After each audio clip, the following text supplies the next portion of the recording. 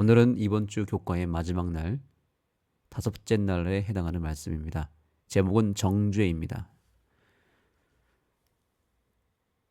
자, 우리가 한 주일 동안 예수님에 대한 믿음, 그 믿음을 살펴봤습니다. 믿으면 구원에 이르지만, 그러나 그 정반대의 길도 있습니다. 믿지 않음으로 말미암아 받게 되는 심판이 있는데 그것이 바로 정죄입니다.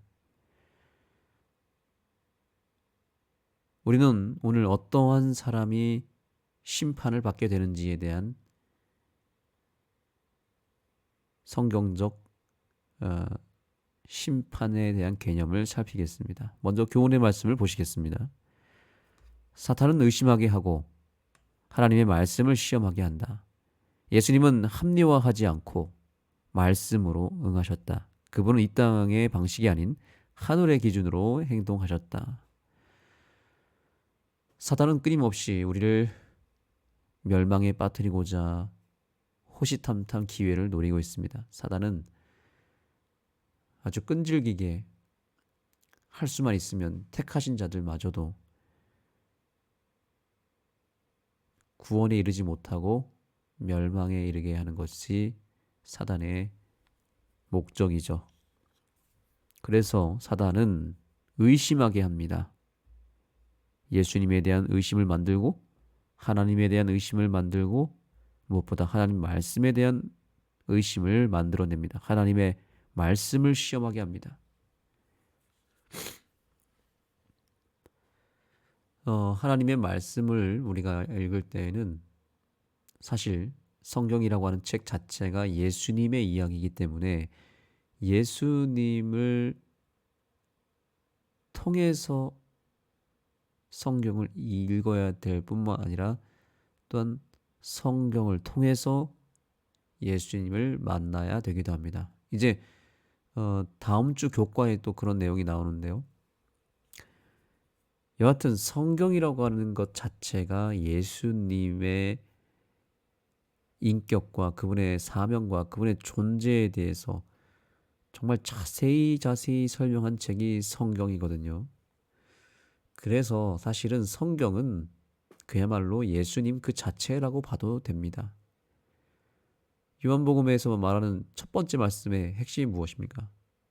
태초에 말씀이 계시니라. 이 말씀이 하나님과 함께 계셨고 이 말씀은 곧 하나님이시니라.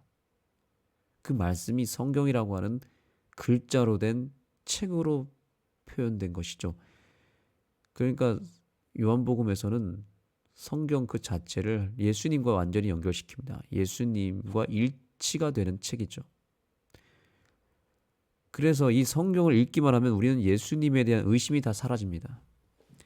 성경을 읽지 않으면 예수님에 대한 의심은 평생토록 생기게 되어 있습니다. 예수님 자체를 이해할 수가 없고 믿을 수가 없습니다. 어떻게 하나님이라는 존재가 이 땅에 아기 예수로 올 수 있느냐? 이 이해가 안 되는 것이죠. 어떻게 육신의 모습으로 올 수 있느냐? 그리고 그 예수가 어떻게 인류의 모든 죄를 짊어지고 십자가에서 그렇게 비참하게 죽을 수 있느냐라고 하는 것을 어떠한 이론과 논리로 이것을 이해할 수 있겠습니까? 이것이 과학적으로 또 역사적으로 철학적으로 이해하려고 해서 되는 것은 아닙니다. 그래서 인간의 지식과 인간의 지혜를 가지고 예수님을 이해하려고 하면 더더욱 예수님이 믿어지지가 않습니다. 세상 사람들이 그래서 예수님을 안 믿는 것이고 못 믿는 것입니다. 성경이 아니고서는 결코 예수님을 믿을 수가 없고 만날 수가 없고 이해할 수가 없기 때문이죠. 그래서 사단은 이 예수님과 성경이 완전히 일치되어 있는 것을 알기 때문에 사단이 마지막으로 하게 하는 공격과 유혹과 시험이 뭐냐면 성경에서 예수님을 분리시키는 일을 합니다. 이거 굉장히 중요한 사실이죠. 사단은 성경과 예수님을 분리시킨다. 죄라고 하는 것의 특징이 무엇이라고 했어요? 죄는 성경에 이런 말씀이 있죠. 하나님과 우리 사이를 갈랐고라고 되어 있습니다. 죄가 하나님과 우리 사이를 갈라놨다 그랬습니다. 마찬가지입니다. 성경과 예수님이 그야말로 완전히 혼연일체가 되어 있는데 사단은 이 성경과 예수님 사이를 갈라놔 버렸습니다. 그래서 성경을 읽어도 예수님을 만나기 위해서 읽어야 되는데, 혹은 정말 예수님의 도움을 받으면서 읽어야 되고, 성경 무엇을 읽든지 철저하게 예수님과 연결시켜서 읽어야 되는데, 예수님은 온데간데 없고 그냥 그 성경의 다른 관점으로 다른 목적과 다른 결론을 내리면서 읽어버립니다. 그래서 성경을 정말 이상하게 해석하는 많은 경우들을 보게 됩니다. 그냥 성경을 읽는다고 해서 다 진리가 아닙니다. 왜냐하면 성경은 철저하게 예수님 이야기인데 창세기에서부터 요한계시록까지 모든 말씀이 다 예수님과 연결이 됩니다. 이 사실을 우리가 믿고 사실은 예수 중심으로 성경 읽는 방법을 배워야 됩니다. 그런데 사단이 이거를 완전히 감추어 버렸어요. 성경을 예수님을 쏙 빼놓고 읽게 만들면 의심이 생기고요. 또한 하나님과 가까워질 것 같지만 하나님과 점점 멀어집니다. 그 성경이 재미가 없어지고요. 성경이 어려워지기 시작하고 성경이 도덕책으로 바뀌어버립니다. 이게 사단의 전략입니다. 여러분 기억하시기 바랍니다. 성경은 도덕책이 아닙니다. 물론 도덕이 들어가 있긴 하죠. 그런데 도덕책은 아닙니다. 성경은 역사책이 아닙니다. 물론 역사가 들어가 있습니다. 역사적으로 문제가 없지만 그러나 역사책이 아닙니다. 성경은 과학책이 아니고 인문학책이 아니고 성경은 율법책이 아닙니다.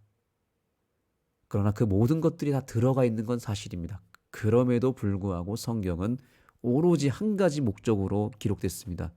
예수 그리스도를 증거하기 위해서 있는 책이고 예수님에 관해서 쓴 책이고 성경의 모든 내용은 다 예수님의 이야기입니다. 요한복음 5장 39절 너희가 성경에서 영생을 얻는 줄 생각하고 성경을 상고하거니와 이 성경이 곧 내게 대하여 증거하는 것이로다. 예수님의 이 말씀을 마음에 새기시기 바랍니다.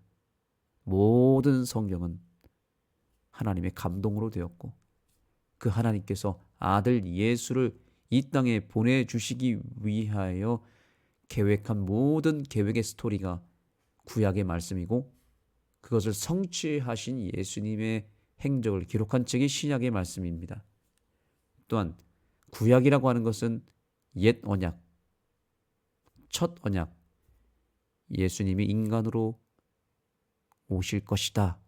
예수님의 초림에 대한 예언이 구약 성경이고 신약은 예수님이 두 번째 다시 오실 것이다 라고 하는 다시 오신다라고 하는 재림에 대한 약속이 신약입니다. 그래서 새로운 약속, 두 번째 약속이란 뜻이죠. 성경을 한마디로 정의하면 예수님이 오실 것이다. 예수님이 오시는 이 땅에 오시는 이야기 그게 성경 일지인데 우리는 그 예수님에게 집중하지 못하고 때때로 성경을 도덕적 관점에서 읽고 철학적 관점에서 읽고 하나의 성경을 통하여 성경의 여러 스토리를 통하여 그저 감동받고 그 자체를 통해서 어떤 은혜를 받고자 하는데 사실 우리는 그 책을 통하여 오로지 한 가지 목적,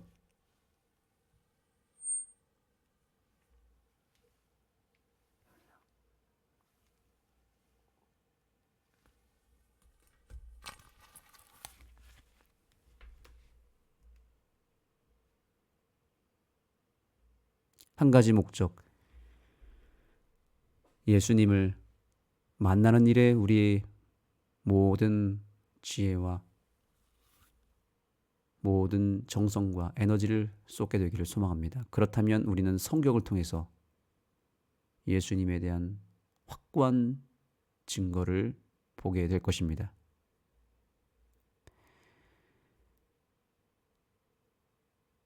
자, 그래서 성경이 이렇게 말합니다. 예수님은 이제 이렇게 이야기하십니다. 그를 믿는 자는 심판을 받지 아니하는 것이요 믿지 아니하는 자는 하나님의 독생자의 이름을 믿지 아니함으로 벌써 심판을 받은 것이니라. 네, 맞습니다. 성경을 통해서 결국에는 하나님은 예수님을 믿게 하고자 하십니다. 그러나 그 예수님을 믿지 못한다면, 믿지 않는다면 심판을 받을 것이라고 말합니다. 성경은 하나님이 우리를 심판하실 때 우리의 죄로 인해서 심판받는다고 말하지 않습니다.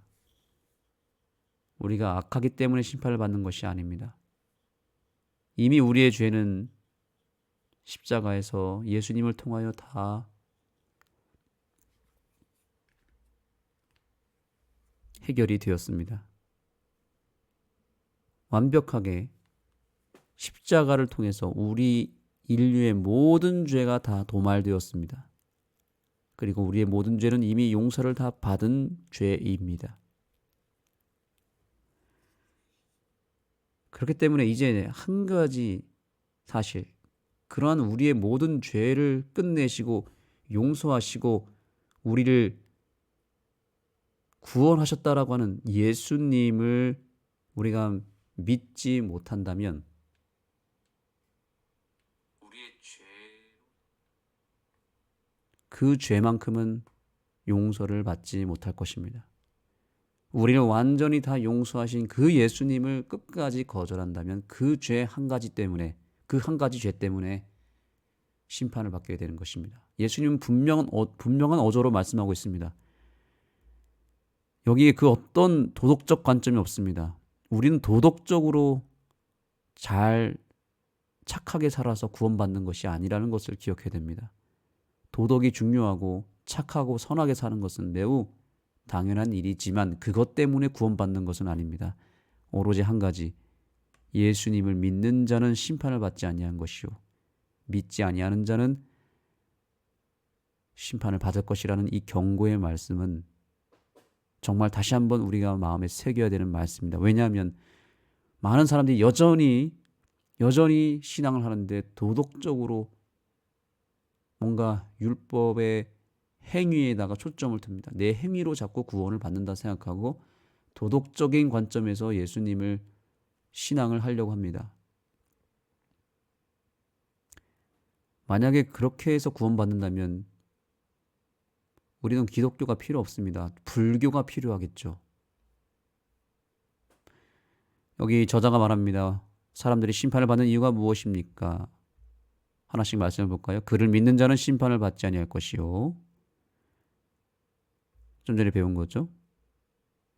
독생자의 이름을 믿지 아니함으로 심판을 받을 것이다. 요한복음 5장 24절 내가 진실로 너희에게 이르노니 내 말을 듣고 또 나 보내신 이를 믿는 자는 영생을 얻었고 심판에 이르지 아니하느니 사망에서 생명으로 옮겼느니라.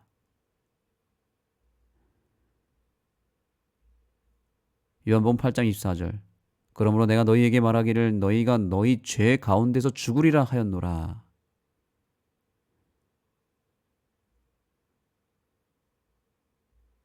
너희가 만일 내가 그인 줄을 믿지 아니하면 너희 죄 가운데서 죽으리라. 계속해서 예수님은 요한복음 곳곳에서 경고의 메시지를 던집니다. 나를 믿지 않으면, 예수의 이름을 믿지 않으면 다 심판을 받을 것이라고요. 사람이 내 말을 듣고 지키지 아니할지라도 내가 그를 심판하지 아니하노라. 내가 온 것은 세상을 심판하려 함이 아니요 세상을 구원하려 함이로다.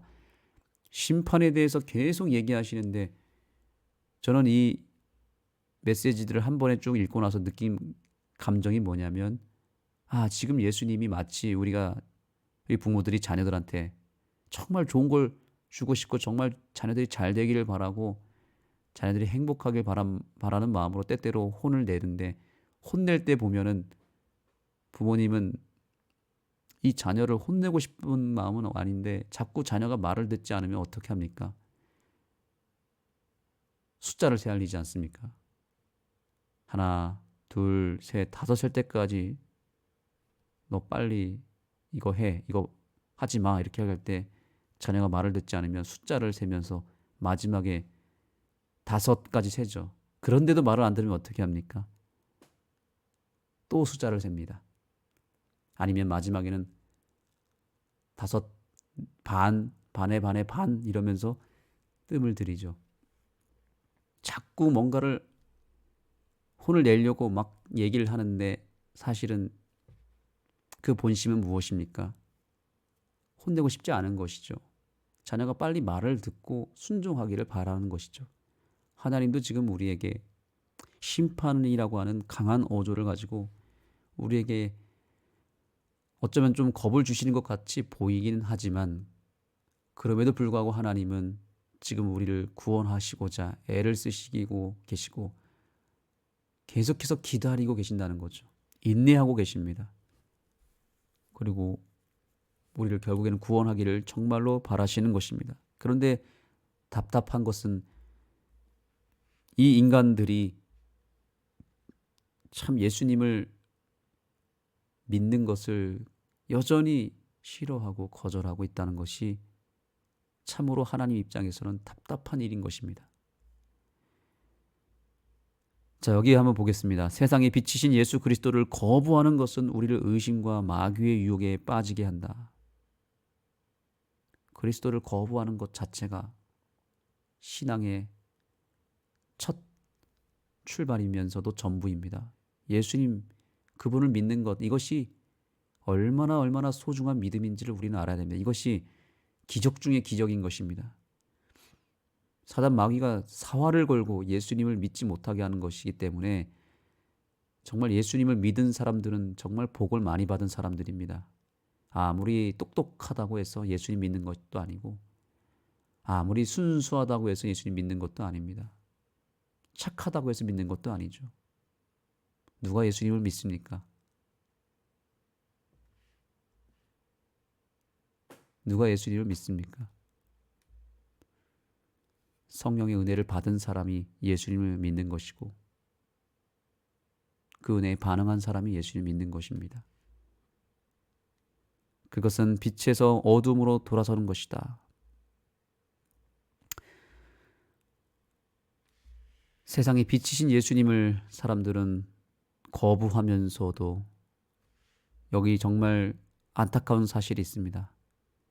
빛보다는 어두움을 더 사랑하게 된다는 것이죠. 사람들은 지금 세상 어두움을 더 많이 사랑하고 그것을 더 확고하게 믿고 있습니다. 그래서 예수님을 믿지 않으면 반드시 심판을 받게 되는 이유가 있습니다. 아니, 이렇게 예수님께서 빛으로 오셨고 정말 인간이 되셔서 우리를 위해서 할 수 있는 모든 것을 다 하셨는데, 그 예수님의 십자가를 믿지 못하고 그분의 삶을 믿지 못하고 그분의 존재를 거부하게 된다면 예수님이 정말 안타까운 것이고, 거기서 더 예수님의 마음에 피멍이 드는 이유는 그 예수님을 믿지 않으면서 어두움을 더 많이 믿고 사단이 만들어 놓은 예수님을 믿지 못하게 만들어 놓은 그 모조품들, 그 가짜 위장된 사단이 만든 우상들은 너무나 잘 믿는 것입니다. 예수님은 믿지도 않으면서 조상신은 잘 믿습니다. 불상에 가서 절은 정말 잘합니다. 이거 정말 예수님 입장에서는 피눈물 나는 일입니다.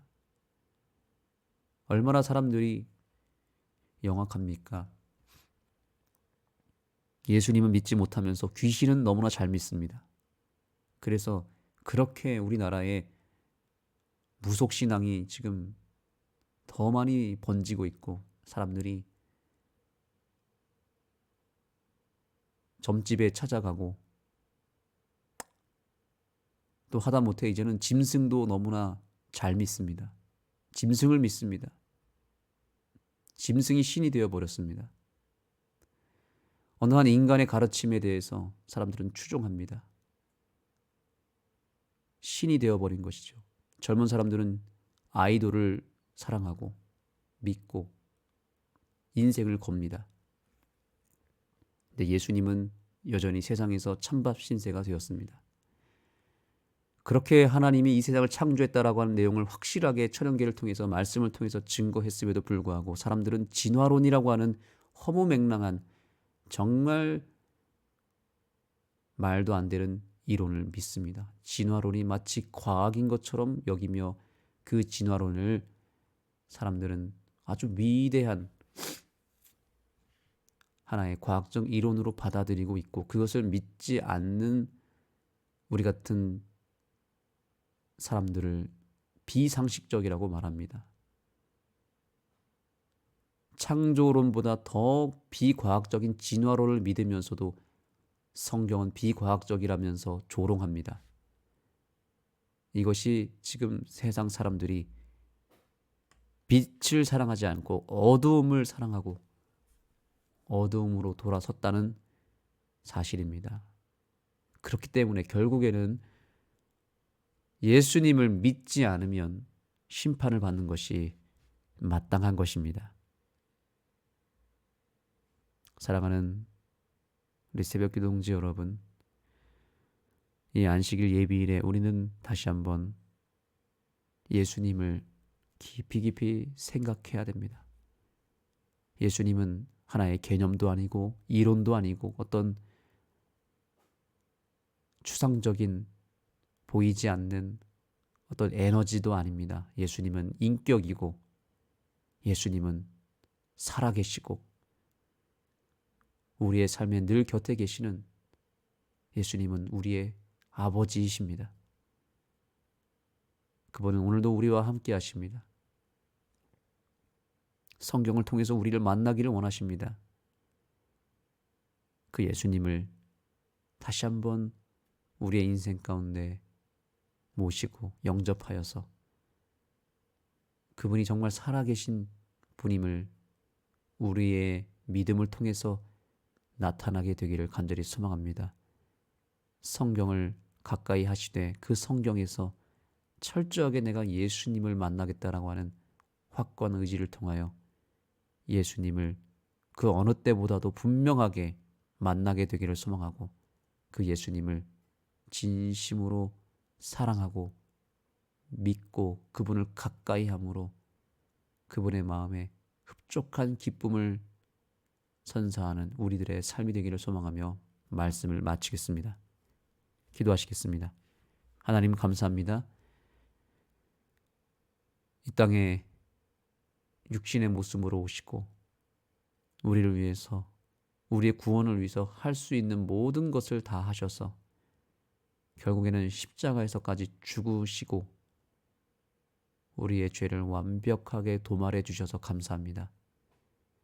이제 우리는 모든 내 인생의 죄가 용서되었음을 확실하게 믿게 하여 주옵소서. 더 이상 내 안에 있는 죄로 인해서 스트레스 받거나 그 죄 때문에 자꾸 넘어지지 않게 하시고 그 죄와 씨름하지 않게 하시고 그 모든 죄를 주님께서 해결하셨기 때문에 더 이상 그 죄에 함몰되지 아니하고 휩쓸리지 아니하고 오로지 그 죄를 해결하신 예수님과 연결이 되고 예수님에게 주목하고 예수님과 의의 씨름을 나누게 하여 주옵소서. 그리고 예수님과 함께 동행하는 삶을 우리가 살게 하여 주옵소서. 그리하여 다시 어두움에서 빛으로 돌아서는 우리 모두가 되게 하여 주옵소서. 예수님의 이름으로 간절히 기도드립니다.